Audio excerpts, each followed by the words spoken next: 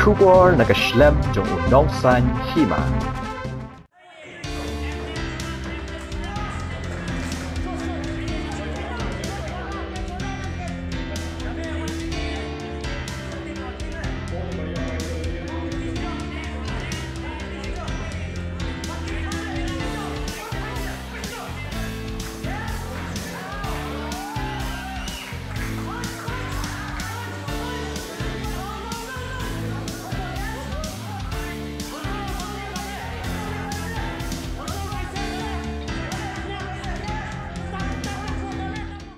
Hagani kalumpong kilayngot kisamla jong kajalla Meghalaya, kilaya shimanta badyo ru kajingaro, ya kajingla jong ki bande kaibha.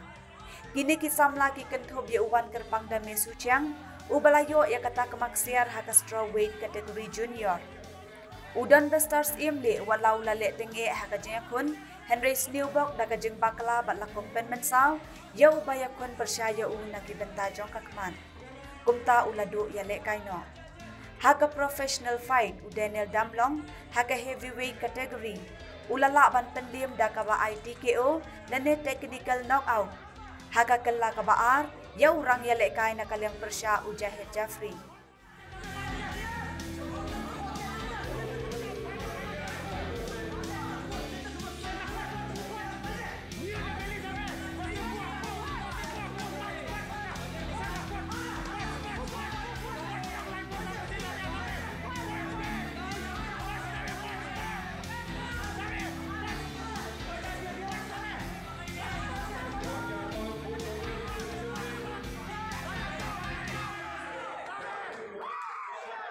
Kini kilay ngut kirang yale kai, idey nakaslem ajeng hikai, kajalla kataga ground and pound MMA Meghalaya.